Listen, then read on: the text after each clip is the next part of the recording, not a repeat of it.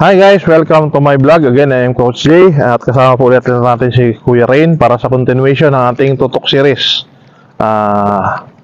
Ipapaliwanag muna natin kung ano yung tutok na tinatawag, yung tinatawag na tutok kalawit. Ang tutok kalawit po ay isang mode of operation ng mga hold-upper sa mga taong lugar kagaya ng Quiapo, ng Baclaran at mga ibang lugar pa sa Manila na gumagamit sila ng isang maliit na knife lang. Kung gaano kalaki lang yung green na nakikita nyo, ganun lang kaliit. Kasi ang purpose nila, makalapit sa tao, magpanggap na kikilala, ngiti ka lang, huwag kang mag-iskandalo, ngiti ka lang, ngiti ka. Maliit na knife lang yung kinukuha lang. Itututok nila doon, ipaparamdam lang nila doon sa biktima na may kutsilyo. Tapos, kukunin nila yung lahat ng gamit nitong biktima. Usually po, ang nabibiktima niya yan, yung mga unaware sa paligid. Yung zero yung kanyang depensa. Kumbaga, hindi niya napansin na may mga tao sa paligid niya. Usually, nangyayari yan sa atin pag nagsiselfone tayo. Nasa mataong lugar ka, nagsiselfone ka, nakatutok ka doon, hindi mo napapansin yung nasa paligid mo, masama na pala ang tingin sa'yo.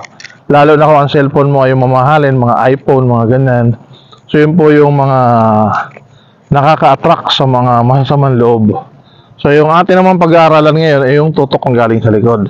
So, pag tutok po na galing sa likod, dito po yan. No? Itatago niya yan doon sa likod ng braso mo.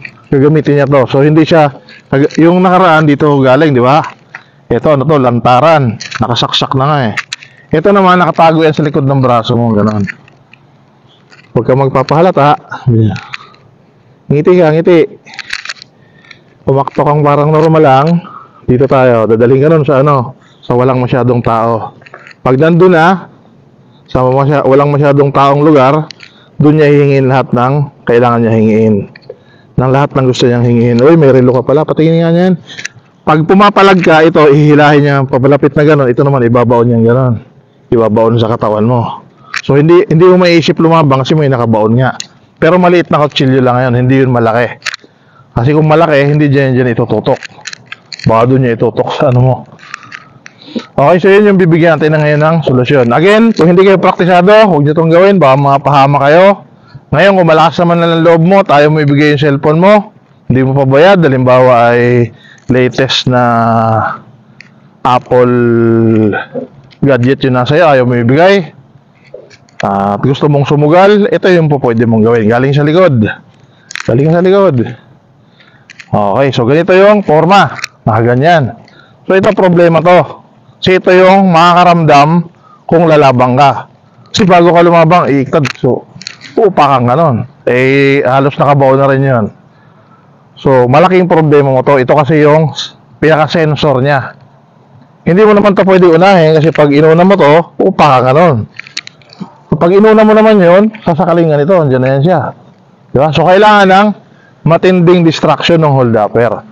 So, unang distraction, pwede mong iabot yung... Saan pala yung cellphone ko? So, yan. Halimbawa, cellphone. Ito, cellphone to, kunwari. Ayan, nabigay ko na yung cellphone. O, cellphone. So, itatago niya yung cellphone. So, madidistract siya. Saan ba ang mahinang parte niya? Itong parte na to, pag siniko mo tong ganon, didikit sa katawan niya. Plus, ito yung pinakamahina niya yung parte. Yung kanyang groin.